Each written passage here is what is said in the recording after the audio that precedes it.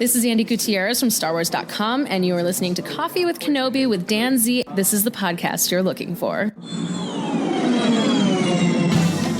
This is James Arnold Taylor, and you're listening to Coffee with Kenobi. I have a good feeling about this. Hey, hello everybody, and welcome back to CWK Live. Now on Monday nights at 7 o'clock p.m. Central Standard Time for the next few months. Great to see all of you. I'm your host, Dan Zehr. So excited to talk some Star Wars and The Bad Batch. Let's bring in our friends who join us on CWK Live. Mary Purdue is here. Happy Monday, everyone. Mary, great to have you back on the show. Minta has returned. Minta, this is the way. It's CWK Day. Hello, Minta. Great to have you. Adam is here. He says, hello there. By the way, great profile picture, Adam.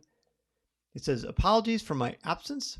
I've been partaking in some appointment viewings of the new Shogun series with friends during the Tuesday time slot. Hey, no problem, Adam. Great to have you back on the show. We saved you a seat. David is here. Hello. Happy Monday to you, David. And Robert, happy CWK Day to you. And look who else is here. It's our good friend Blake. Hey, CWK fam. My list is short snap. I made it after a long day. Well, Blake, it's great to have you, buddy. Always good to see you. And Jason's here. Hello there, Jason. Jason helped us break down Juggernaut last week on Coffee with Kenobi and did a great job. Great to see you again, Jason. Nick is here as well. Happy CWK Day, Nick. Awesome to have you. And Liberty's here. Hey, Liberty. Hello there. Brian, this is the Monday. Great to see you. Boy, we've got a lot of our wonderful friends here. So nice to see all of you on the show. We've got a new friend, Matzo from Illinois is here. Hello, Matzo. Great to have you as well. And as you know, this is broadcasting live on Coffee with Kenobi's YouTube channel, on our Facebook page, and on X.com. So if you're on any of those places, please share and tag us. Spread the word that you're watching the live show, experiencing with us now, so we can all enjoy Coffee with Kenobi Live and talk about some Star Wars, as our amazing community always does. So let's look at our topic for tonight. Naturally, it's our top 5 moments from Star Wars, The Bad Batch. The episode is Juggernaut. Darren is here. Hello, Darren. Great to have you on the show. More Aurebesh lessons and your comments and questions. So let's go ahead and take a look at what is brewing in the world of Star Wars this week.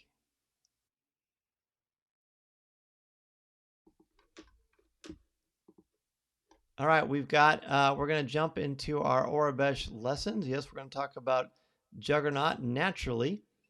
But before we get to that, let's go ahead and do some Aurebesh.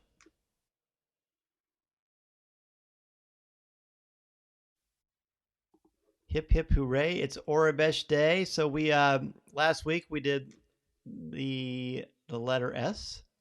So, of course, that is going to be the letter T. Let's take a look. Sarah is here, and she's back for her second CWK Live. I'm excited for my second list. Great to have you. Great to see you here again, Sarah. Let's do this. There's the letter A, letter B, letter C, there's D, E. If anything, we're going to learn the regular alphabet really, really well. There's the letter E, F, G, H, I, number 1, the J, the K, and hopefully by now you're thinking of things that I think about, or at least you remember me talk about them. I use little cues to help myself remember these things. There's the letter L. Letter M looks like that muscle. The letter N is like an upside down V connected to like a half of a circle. You've got the letter O, which looks similar to an O, but it's ergonomically different. How about that? The letter P. I was trying to think of a way to think. I guess this is how I think of that letter P. It looks like at the top, like someone's trying to pinch something. P for pinch and grab it, like a little Lego. It all seems to be connected to Lego somehow. Got the letter Q, which looks like the beginning of an actual Q without the little tail. Then we've got the letter R, which is a 7, honestly. Then we've got the letter S, which is like an inverted V with a line on the bottom. And then now our new letter for the week is the letter T, which it looks like you just take the S and you point it straight down. Did you ever play that game Adventure on the Atari 2600? It was like an 8-bit game, and you're just this little square, and you'd walk around, and there was like 3 different kinds of dragons. There was a yellow and a red, and I think a black one. I think the black one was really fast, if I remember correctly, and there were different levels, but the sword on it was a little arrow like this, and that's what you would use for your weapon. You could trick the dragons into run to it. It was a lot of fun. I digress. So there's the letter T. It looks like the sword from the 2600 Atari game Adventure, which probably most of you have no idea what I'm talking about. Some of you might. So there is your letter T. So just for fun, let's try this. This is impromptu. Get out a piece of paper and try to write your name in Aurebesh. First and last name. Now, there may be a few letters because, of course, we've got UV, X, W, Y, Z. So I'm obviously not going to write the letter Z for Zehr because I don't know the letter Z yet. But try to write your name, first and last name, in Aurebesh and see how you do. And I'll put the alphabet back up there. Jason says, I was just thinking about Adventure 2. I love that game. Sweet. Yes, it's so fun. Liberty says, my husband says the T looks like an anchor. It does. It does, in fact, look like an anchor. All right, let's see how we do. Let's draw. Let's write our names. Okay. Oh my gosh, I'm already kind of forgetting.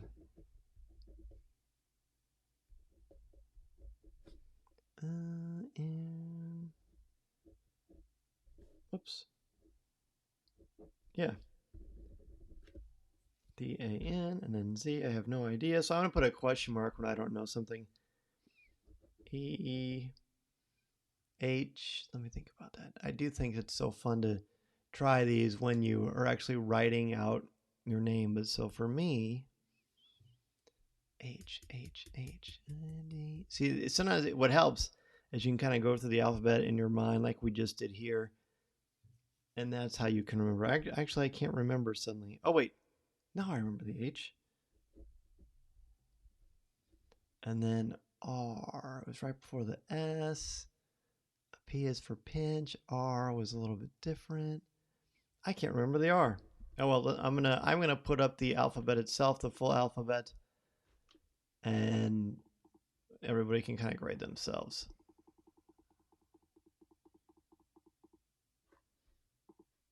There we go.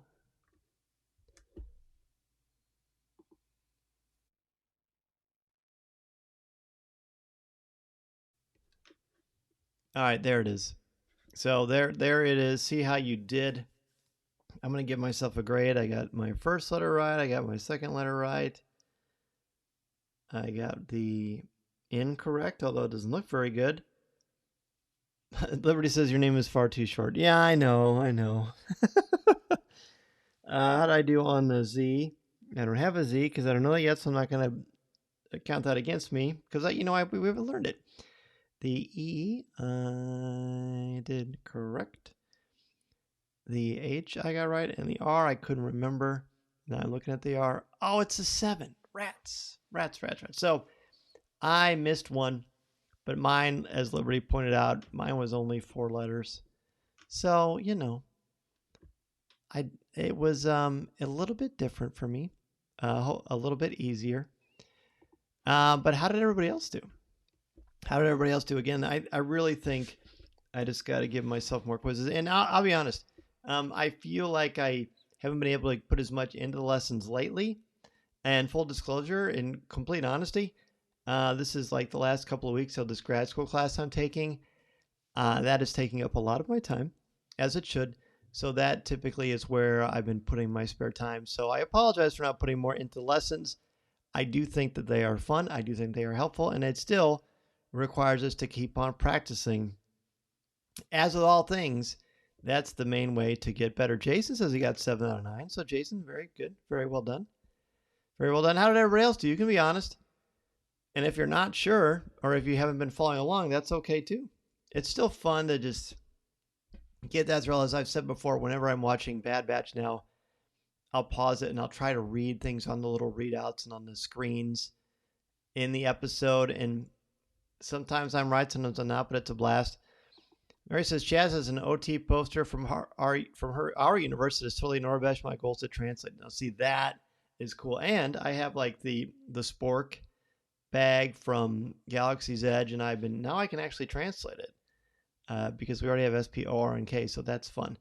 But it is a little bit different when you know everybody's watching you do it and you're on the clock. But that's how you learn, right? That's how you learn. So pretty fun. Thank you for joining us on that. Let's go ahead and go into the main course for this evening, our top 5.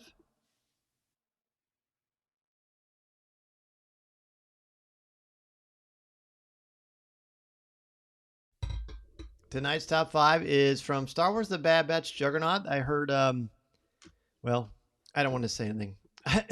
I stopped myself. We're going to talk about The Bad Batch Juggernaut, an episode that kicks off a lot of important things for the next couple of episodes. As you know, I've seen the next 2, so I'm naturally not going to spoil anything because I would never do that. But I'm looking forward. I'm looking forward to the future and future top 5s for sure. Let's talk about Juggernaut, though. To me, this was a great example of just classic Star Wars action. Look, I said this on Coffee with Kenobi this week with Jason and Mason. Jason and Mason, the kind of rhymes. Not every episode is going to be incredibly intense and profound and advance the mythology deeply. That would be boring. That would be not authentic, in my opinion, just as a fan of stories and storytelling, because you have to create steps in that tier to see where the adventure goes. I'm trying to be very careful about what I say. So it's all right. This was just classic Star Wars action, and I would argue there's some really good subtle character stuff here. So let's dive in and see what we come up with. Number 5 for me is Wrecker's humor. There are at least 3 or 4 times. There are 3 times that I can think of off the top of my head where Wrecker makes a great joke, especially when he finds out they're going to be attacking that tank. He makes a number of jokes throughout the episode. He's just fun. He's a lot of fun. He's very, very. He throws in a lot of levity in some pretty intense situations. Because that turbo tank, I mean, it's serious business. Yes, we've seen them in The Mandalorian and in Rogue One, and I think it's cool to see that replicated because remember, this is the beginning of the Empire's reign. The beginning. Just like, well, Rogue One's more towards the end of the Empire's reign, obviously. So they have to come from somewhere. So seeing the origins of that is pretty cool. Wrecker thinks it's pretty cool because he wants to take the tank down. And that, as well as some other parts, are really, really funny and really, really entertaining. So I enjoyed that quite a bit. All right, let's see what everybody else has here. Number 5 for Mary, the Kinders music at the end. I know I've said it before, but their music absolutely enhances these episodes. They do. I mean, they are dynamite. Absolutely, absolutely dynamite. Adam for 5, Feast saying Crosshair has a sparkling personality. Now that's an element of humor that is not record involved, but that is pretty great too. I love that as well. Blake says, it felt like a Saturday morning cartoon. I didn't get a lot from it, but it was a fun ride, which is okay sometimes. Exactly. It's just fun. It was fun. And there was some real cost there too. I said on the show this week, but I thought Wrecker was for the second episode in a row, I was afraid Wrecker was going to die because of that jump at the end. He was taking so long, and I thought, oh no, here we go again. So there was some of that in there, which adds to the kind of eek factor, if that's a thing. Robert's 5. Take on a turbo tank? Exactly. This is the humor. This question would have had a much different implication coming from anyone but Wrecker. Yes, exactly. It's the person saying it. It's the context. It makes it so much more funny. Let's see. Jason's number 5. Stormtrooper 1. Quiet as usual. Stormtrooper 2. Hopefully next assignment we'll see some action. And then almost felt bad for these guys almost. And they were stunned. So, it's okay. Darren's 5. Another classic Clone Force 99 mission. Exactly. Number 5 for Liberty Fee's stealth landing. She's so good at landing her ship. It's like landings by Anakin. Oh, yeah. How about it? They should have a landing competition. Although Anakin's kind of in a different headspace now. But yeah, that's a good comparison, Liberty. I like that. They both had the landing with style. Falling with style. Minta's 5. Those poor stormtroopers. Little do they know the action is just around the corner. It's true. That made me giggle. 5 for Brian. The awkward stare between Emery and Omega when Hemlock brings her back to the lab. We haven't brought up Omega and Emery yet, but that is a key aspect of this. Sarah's first one is the title Juggernaut. Our guys, the Bad Batch, are a perfect description for a Juggernaut. Yeah, they are. That's true. I hadn't thought of it that way, but that is correct. All right, let's go and jump into number 4. Number 4, I put Barricade Smash when Hunter is driving that turbo tank and they've got everybody and they're trying to make their escape. The Empire's hot on their tail. And then the barricades come up across that bridge. There goes the turbo tank and it is explosive. And these things come up and they smash through them. It kind of reminded me of like a classic 80s, like Sylvester Stallone or Arnold Schwarzenegger action sequence where they're going across the bridge. Things are exploding. It's this big, massive tank, almost like a Hummer to a degree, and it's crashing through. I just found that really thrilling. I saw the episode a number of times, and I really enjoy that part so much. It's really just kind of smashy, but it was still great. It was just fun action. It's almost like when I was a kid growing up, they had monster trucks, and they were just these trucks with these huge, ridiculous wheels, and they would drive over stuff and smash stuff, and I always thought that was so much fun, and it kind of reminded me of that. So I really enjoyed the barricade smash. Again, kind of refreshing, just like Blake said, just kind of enjoy it for what it was. It was just entertaining. Number 4 for me is Wrecker's timing on his humor. Definitely, I agree with that one. Mary's next one is Wrecker was in great comedic form, but when he had to jump to Fee's ship, I was worried about him once again. Yeah, me too. I thought, oh, geez, here we go. I don't want anything to happen to these guys. Number 4 for Adam. Strong Mando Season 2 vibes with similar vehicles in the base with a bridge. I love that aspect of it. I love the connectivity. Number 4 for Darren, the takeover of the Juggernaut, which was pretty exciting. Kind of like an A-Team thing too. Boy, lots of illusions now that I'm thinking about it. Number 4 for Jason, Fee's stealth approach and Hunter's floating helmet as they free fall through the atmosphere, which is exactly what happened. Blake's 4, I can't remember if it showed or not this week, so forgive me, but the whole child prisoner Emery is looking over reminds me of the facility the psychic kids from the anime classic Akira are held in. The more we see from that, the more intrigued I am. You know, that's a good connection. I also thought of the newest season of Stranger Things as well. But yeah, I think that's a good connection, Blake. Very good. And I'm sure that influenced them. I mean, undoubtedly. So number 4 for Sarah, Crosshair opening up about not wanting to return to Tantus and telling Admiral Rampart that he might know the coordinates. Crosshair showing vulnerability hit me. Yeah, so Sarah brought up something that I was alluding to earlier, but there's some great character stuff in here. We talked about it on the show last week, but there's some very subtle, nuanced character things with Hunter and certainly with Crosshair and a little bit with Omega. And I think it adds a lot to what's going on here in a very subtle, powerful way that doesn't hit you over the head. I'm going to get to more of my analysis of that later, but Sarah, thank you for setting that up. Brian's 4, Rampart's rescue mirrored the rescue of Jyn in Rogue One. Exactly. Again, those callbacks or call forwards, really neat. Number 4 for Robert. Maybe it's just me, but I felt there were some visual references to Raiders and Last Crusade when the Bad Batch is driving the turbo tank and trying to lose the stormtroopers on top. No, I mean, I caught it too, Robert.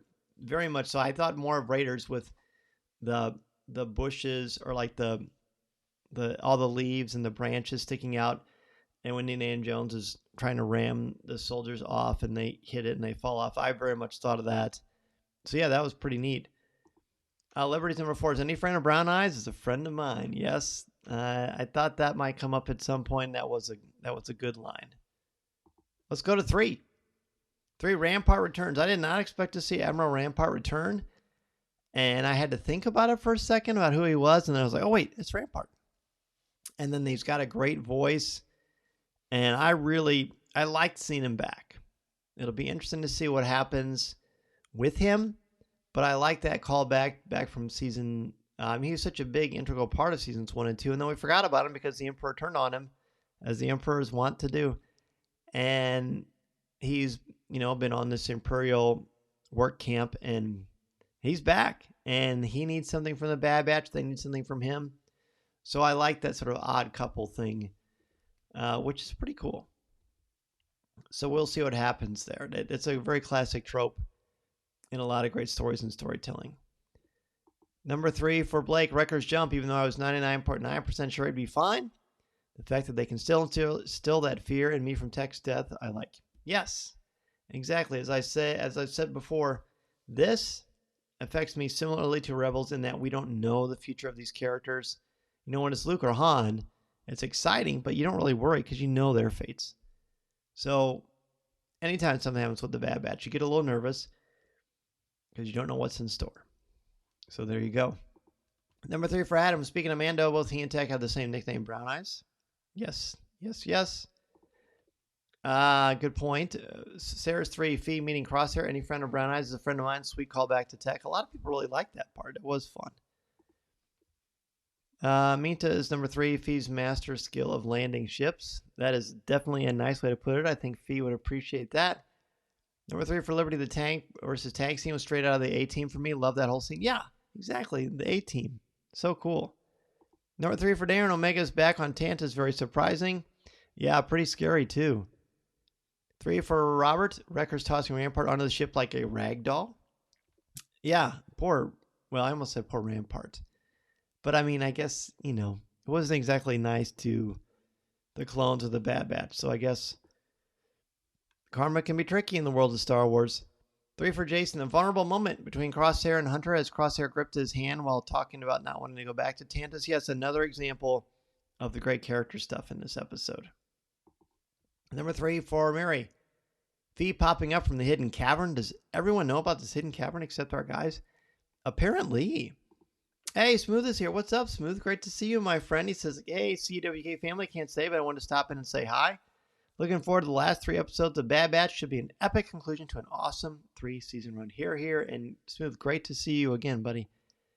Brian's number 3 from AZ. Do not shoot. It was good to see AZ back. And that was pretty good advice. All right, let's go to number 2. Actually, I'll tell you what, before that, let's take a quick little break. I've got a trailer queued up for this week's CWK Pour-Over. It was a fun show this week. CWK Pour-Over is for members of the CWK Alliance. It's a great way to support me and Coffee with Kenobi. And you get access to over 300 podcasts, both video and audio podcasts. This week we caught up on things we've been doing. We did over spring break. I talked a little bit about my trip to Washington, D.C. Corey talked about some great new collectibles. And we had some fun. This is kind of a jump around of a couple of different things. And it even includes Corey doing a little show and tell. So let's look at CWK Pour-Over this week. We got a bowl of cereal. We watched the latest episode of the X-Men. I'm holding up a couple action figures here. Is that the new? This is the new Wolverine and the Cyclops action figures. Is it Hasbro X-Men 97?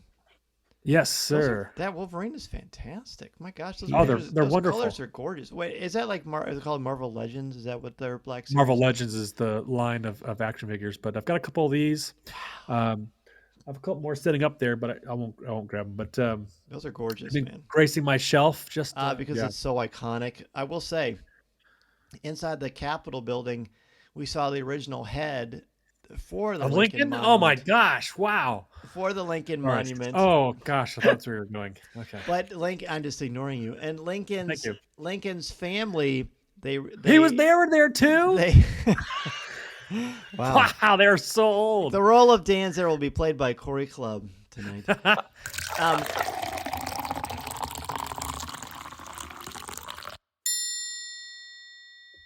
Corey Clubb, I tell you what. Yeah, that's a little bit of fun. The great thing about the video portion of CWK Pour-Over is you get to see some of those visual things. Sometimes Corey will bring out action figures or I'll do an unboxing. There are a lot of fun things. But we have a good time. Corey Clubb, the co-creator of the show with me. And then, of course, Tom Gross, a longtime friend of Coffee with Kenobi. And we have a good time. We hope you will. Again, you get access to weekly podcasts. And you're able to support me. Plus, 10% of your contributions go directly to St. Jude, which is, to me, the best part about the whole thing. All right, let's go to number 2 here for Juggernaut. Number 2 for me, I put book in. So, I haven't personally in my list brought up Omega yet. But the beginning of this, you got Omega and Rampart. And the end, you got Omega and Rampart. And I think it's great because in the middle, Sandwiched in this, you got this incredible action sequence with the Juggernaut and Cloforce 99, but the beginning and the end are the emotional beats of the piece. The emotional sequences that evoke the pathos that remind us of what's at stake and the cost. The reason the Bad Batch is risking their necks is because they want to try to figure out how to get to Tantus yet again, because they want to rescue Omega and to get all the clones off of Tantus base that are held against their will. So you've got some great emotional beats there. And a little bit of terror, I would say, too. Mary brought up the music, and I think it does add to the emotions of the piece. So I really like the decision to do bookends of Omega, both at the beginning, because you just saw her captured at the end of the last episode, and then here, seeing her get turned into the vault. So let's see what everybody else has for their number 2. Let's see. Darren's 2, Omega using her training, noticing trooper placement, probably memorizing the layout as she goes through the lasers. Interesting observation. And Blake says, happy Dan got to visit my hometown of DC. Blake, I don't think I knew that, pal. That's cool. We'll have to chat about that sometime. Number 2 for Mary. Emery seems very conflicted. When she tells Omega she is safe, Omega answers, am I? Oh, that line. That should have been my number 1. Seems like every time Emery has interactions with Hemlock, she is very worried or concerned. I agree. I certainly see that. But yet she's so methodic, and you almost wonder if she's like why is she not being more aggressive and helping? What is keeping her from doing what she does? Number 2 for Minta, Rampart's return. Love it. Number 2 for Adam, Record taking a moment to recall Plan 55, which I've watched it several times. I'm still not sure what Plan 55 is. Run in a straight line and ricochet a blast. Maybe. I don't know, but it was fun. Liberty's number 2, Emery's conflict is growing between her conflict and her unknown purpose as a clone. I can't wait to see where her story goes. Me either. Number 2 for Robert, Crosshair expresses vulnerability when he tells Hunter and Wrecker that Tantus wasn't a place he ever wanted to return to. Yeah, and then Ian does that thing with his hand as well. Number 2 for Jason, Fees references to Tech, especially calling him Brown Eyes. Yes.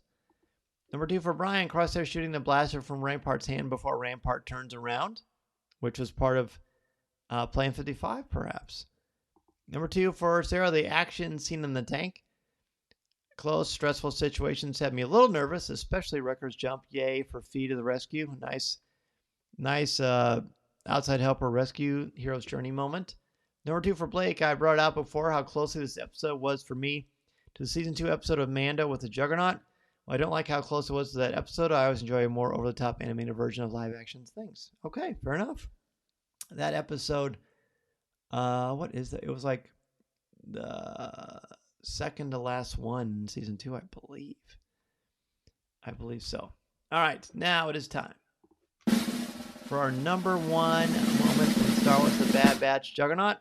For me, the stealth landing. Look, it's a little thing, but I really just got such a blast out of Fee doing her stealth landing, and the way it was animated and orchestrated, how she put her feet underneath those what looked like 2 twin accelerators, even though it's not what they were, or maybe they were, I don't know. And how she put her feet under them. She's pushing these buttons, kind of slides her hands across, and they slide in under the radar. She doesn't tell anybody to put on their seatbelts, which I found kind of funny. But again, that's fine with me because this is science fantasy, not science fiction. You're just supposed to go with it and have fun. And I did. I just thought it was great. It was thrilling. It was like a Star Wars roller coaster with real stakes in the world of a Star Wars universe. So great stuff. Really, really thrilling.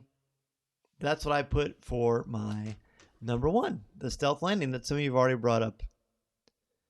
Number 1 for Adam, listen to the cool, dulcet, Bob Ross-esque vocal tones of Dr. Hemlock giving his Bond villain monologue. Now that, Adam, is quite well said, my friend. Mita's number 1, the conflict between Emery and Omega. Either their relationship will have a happy ending or a tragic ending. It's true. It is very, very true. Let's see. Darren's number 1, the return of Admiral Rampart. Now he, like Crosshair, was a good soldier following orders and ended up in jail. And he even mocks him for that. And look how it worked out. Robert's number 1, anything? Stormtrooper, yep. Wrecker, that was a laugh out loud moment for me. Wrecker's got so many funny lines in this episode. Number 1 for Fee. For Fee. Number 1 for Mary. Fee referring to Tech by his name and saying brown eyes. She sits across her. Any friend of brown eyes is a friend of mine. Good old Wanda Sykes is the voice of Fee. Number 1 for Brian. Stormtrooper anything? Wrecker, yep. And then boom goes the dynamite. Number 1 for Jason. Hunter's determined driving of the Juggernaut, a metaphor for the batch's determination to rescue Omega, which is so fun. Number 1 for Sarah Emery telling Omega she's safe, and Omega asks, am I? Also, learning some more about Omega and the experiments. She's a vital piece, and then she meets the rest of the puzzle, the Force-sensitive kids. That's well said. And it is all a big puzzle piece. And it's all fitting together. Number 1 for Blake, Rampart's return. Only because I love how well Bad Batch has tied almost everything together. Has it been perfect? No. I have thoughts. But how every episode of the series matters, I sincerely loved and will miss it when it's over. Oh, me too, dude. Me too. It's my second favorite animated series. Number 1 for Liberty. This episode feels so much like Mando, The Believer. The Believer, yes, that's it. Which is still my favorite Mando episode. Wow. The prisoner, rescue the tanks, the suspense, so Star Wars for me. So much Star Wars. And so good. All right, well, if you come up with a number 1, not only here, but if you're listening to the show on your podcast feed after the video airs live naturally on YouTube, X, and Facebook, I take the audio and I put it into the podcast feed so you can hear the podcast. But either way, if you think of a top 5 and you're listening now and you weren't able to join us live, that's okay. We still want to hear your top 5. Please put them on the CWK Cafe, which is our Facebook group. I'll put the logo up there for anybody who did not know that. There it is, coffeewithkenobi.com/community for CWK Live, our Facebook group. We have the best time over there, and I think you will too. So next week, we're going to talk about your top 5 moments from the Bad Batch Into the Breach, which is a Shakespearean reference, by the way. I mean, they didn't create that saying, but once more Into the Breach, dear friends, which is a really popular beginning of a monologue from Henry V, I believe. I believe that's right. All right, now let's go and take a look at what's brewing in the world of Star Wars. Nope. Never mind. I was talking Shakespeare and I suddenly started thinking about my day job. Let's jump in to ask Dan Z.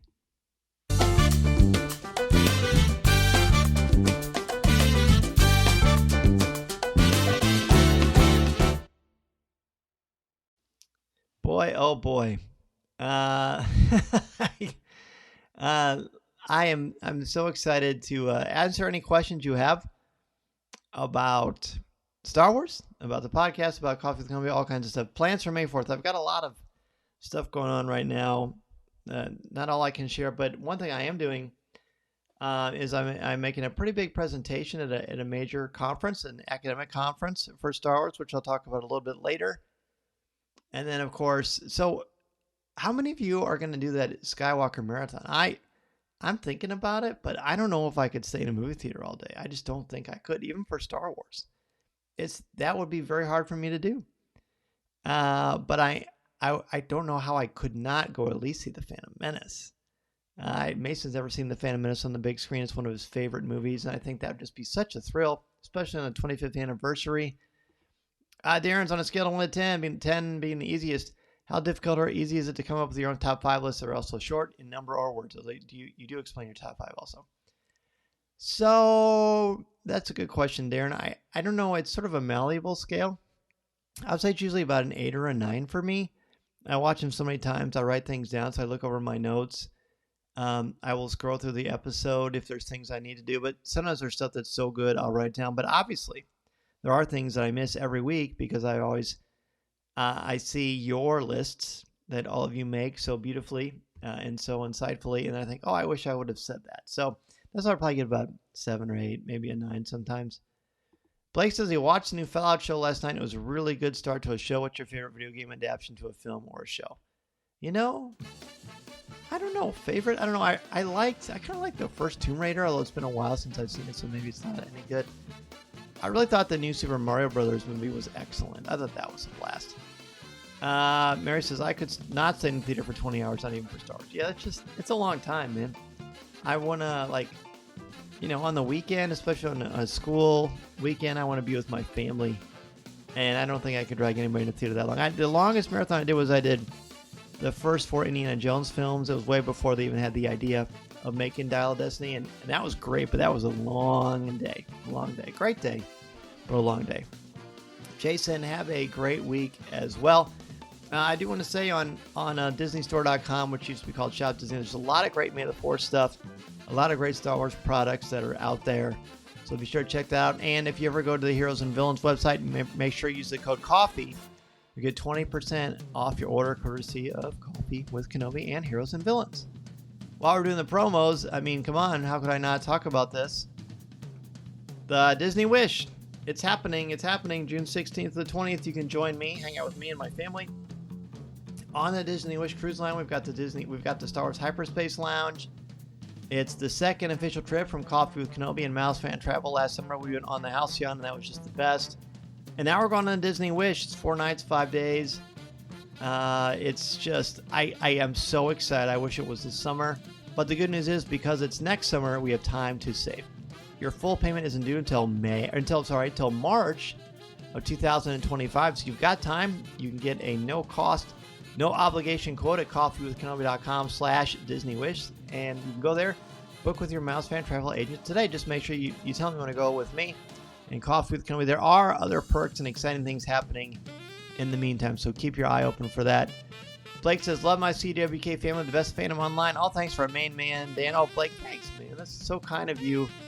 I love this community, as you know, but you and everyone here are big, big reasons for that. Like, if it wasn't for you, I'd just be sitting here babbling, and my wife would say, what are you doing? Are you talking to yourself? And I would say, I guess I'd probably say, yeah, because I would be, but I don't have to, because I've got all of you to talk Star Wars with, and I'm so, so, so grateful for that. Sarah says, I'm loving the new Fallout show. Also, I've never played Fallout, as well as even seen it, but sounds like I'll have to add to my list. Mary, have a great week. Enjoy Bad Batch. Larry says, can't wait for some Star Wars adult beverages with my CWK family on the cruise. I know, and Deanna's coming. I can't wait for y'all to meet Deanna. It's going to be so fun. Not related to this, but I'm assuming, Blake, you've seen this too, but for the first time ever, Mason and I are watching the original Avatar series from Nickelodeon. Not the James Cameron, but Avatar The Last Airbender. And oh my gosh, like, how great is this show?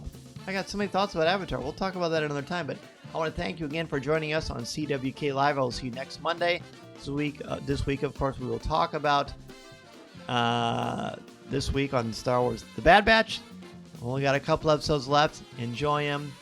Strap yourselves in. It's going to be quite a bumpy and exciting ride. Thank you so much, everybody. Adam, thank you. And thanks to all of you again for joining me each and every week on CWK Live. Remember, this is a live podcast you're looking for. Thank you so much.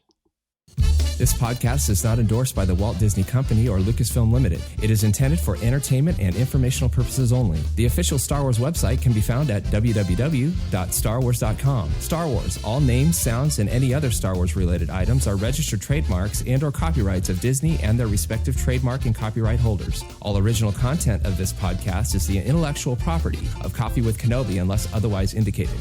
This is the podcast you're looking for.